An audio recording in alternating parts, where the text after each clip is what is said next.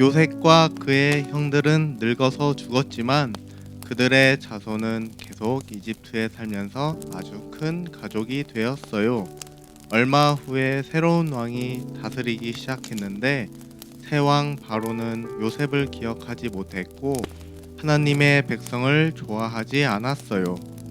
그는 이스라엘 사람들을 자기 노예로 삼아서 때리고 자꾸만 더 힘든 일을 시켰답니다. 하나님의 백성은 하나님께 구해달라고 부르짖었어요. 하나님은 그들의 소리를 들으셨어요. 그분은 아브라함에게 하신 약속을 기억하셨어요. 하나님은 그분의 백성을 돌보아 주실 거예요. 길을 찾아내서 그들을 자유롭게 풀어주실 거예요. 하루는 모세가 양을 치고 있는데 이상한 나무가 그의 눈길을 사로잡았어요. 분명히 불꽃이 타오르는데 잎사귀가 타지 않는 거예요. 모세야, 쩌렁쩌렁 큰 소리에 모세는 깜짝 놀라 뒤로 물러섰어요. 내가 내 백성의 부르짖음을 들었다. 내가 그들의 눈물을 보았다. 그들을 구해주려고 내려왔다. 너는 바로에게 가서 내 백성을 풀어주라고 말해라. 모세는 두려웠어요. 그러자 하나님이 내가 너와 함께 있겠다 라고 말씀하셨어요. 그래서 모세는 바로에게 갔어요. 바로여, 모세가 입을 뗐어요. 하나님이 말씀하시기를, 하나님, 처음 듣는 소리군요. 바로가 말했어요. 모세는 계속했어요. 하나님이 말씀하시기를 그분의 백성을 풀어주라고 하셨소. 그러자 바로는 한마디로 거절했죠. 싫다. 그렇게는 못해. 바로는 백성을 풀어주지 않았어요. 그러자 하나님은 바로에게 10가지 재앙이라는 경고를 주셨어요. 우선 하나님은 나일강을 피로 변하게 하셨어요. 아무도 물을 마실 수 없었지요. 그래도 바로는 그들을 보내려고 하지 않았답니다. 하나님은 온 사방에 개구리떼가 폴짝폴짝 뛰어다니게 하셨어요. 침대에도 개구리, 머리에도 개구리, 국에도 개구리, 어디에나 개구리 천지였어요. 그제야 바로가 소리쳤어요. 개구리떼를 내보내라. 그러면 너희 백성을 보내주겠다. 그러자 하나님은 개구리떼를 없애주셨어요. 그런데 바로의 마음은 변했어요. 너희는 못 가. 하나님이 이번에는 수없이 많은 일을 보내셨어요. 그래도 바로는 안 돼라고 고집을 부렸어요. 그래서 다시 하나님은 파리떼를 보내셨죠. 눈앞에서 파리들이 윙윙 거렸어요. 그 다음엔 병, 지독한 종기, 커다란 우박, 메뚜기 떼가 차례로 닥쳤어요. 한낮에 어둠도 있었지요. 어찌나 캄캄하던지 세상의 자연 만물이 다시 어둠 속으로 떨어지는 것만 같았답니다. 아무것도 없는 텅 빈 공간 속으로 말이에요. 어려움이 닥칠 때마다 바로는 이것만 그치게 해주면 백성을 보내주겠다 라고 했어요. 하지만 정작 하나님이 멈추어 주시면 마음이 변해서 으름장을 늘어놓았죠. 사실은 안 돼. 너희는 못 가. 마침내 모세는 이렇게 경고했어요. 하나님께 순종하시오. 그렇지 않으면 그분께서 최악의 상황을 겪게 하실 것이오. 바로는 껄껄 웃어 넘겼어요. 마침내 하나님이 말씀하셨답니다. 이집트의 집마다 마다들이 죽을 것이다. 하지만 내 백성은 안전할 것이다. 하나님은 그분의 백성에게 이르시기를 집집마다 가장 좋은 어린 양을 데려다가 잡아서 그 피를 대문에 바르라고 하셨어요. 모세가 설명했어요. 하나님이 너희의 집을 지나실 때에 그 피를 보실 것이다. 그리고 너희 대신 어린 양이 죽었다는 점을 아실 것이다. 그날 밤 하나님이 말씀하신 그대로 되었어요. 갑자기 왕궁 복도에 간담을 서늘케 하는 비명소리가 들렸어요. 바로의 맏아들이 죽었던 거예요. 그제야 바로는 하나님의 말씀대로 했어요. 나가라, 어서 가버려. 바로는 울부짖듯 외쳤어요. 바로 그날 밤 하나님의 백성과 모세는 이집트에서 그리고 노예 상태에서 벗어났답니다. 드디어 자유의 몸이 된 거예요. 하나님의 백성은 이 큰 구원을 기억하며 그날을 유월절이라고 불렀어요. 하지만 장차 그보다 더 큰 구원이 온답니다. 오랜 세월이 지난 후에 하나님은 다시 한번 그 일을 하실 거예요. 이 땅에 직접 내려오셔서 하나님의 백성을 구해 주시는 거예요. 그때는 영원한 자유를 누리게 될 테지요.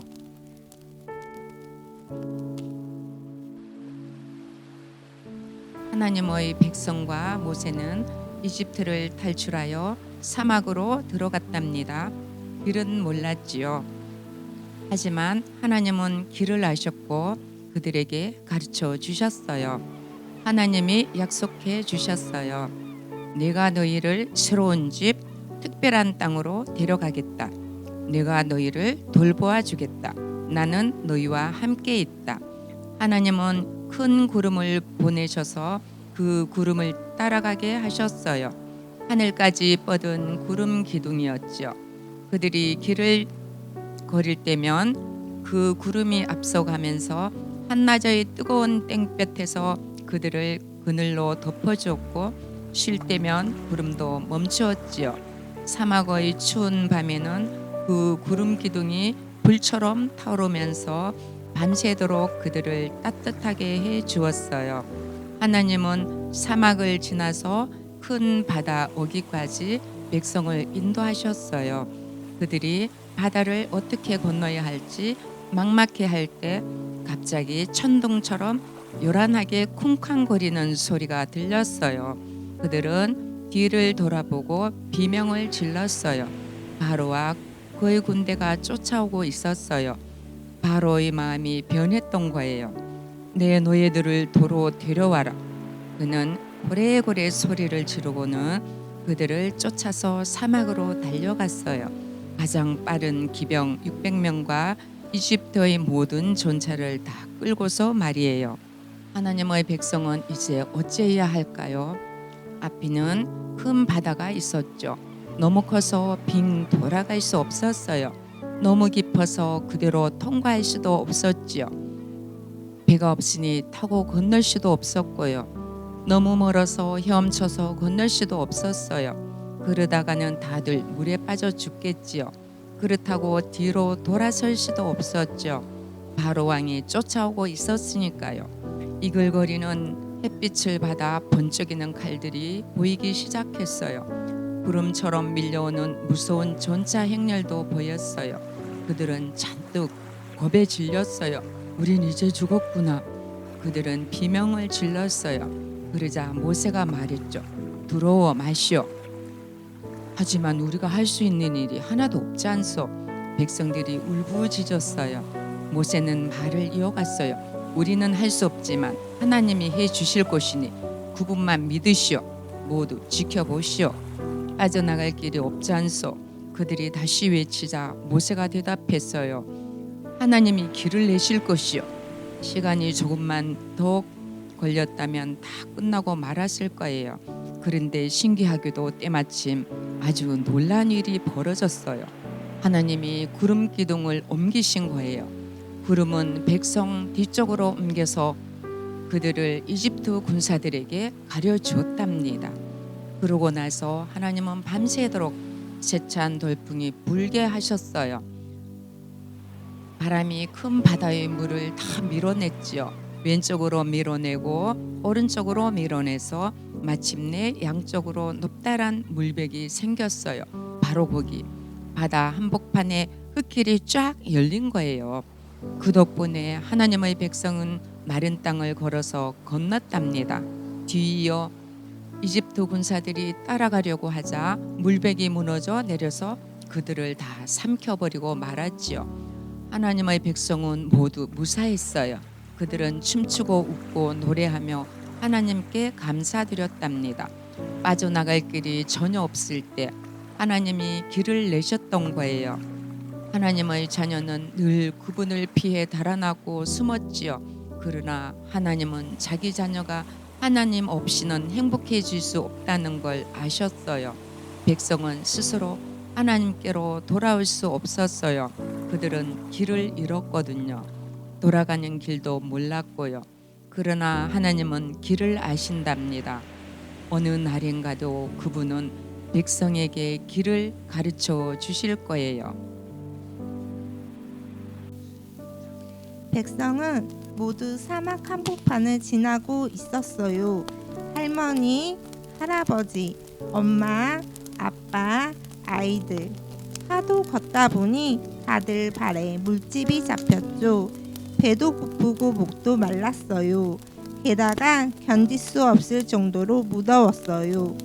우리는 여기가 싫어. 냄새도 고약해.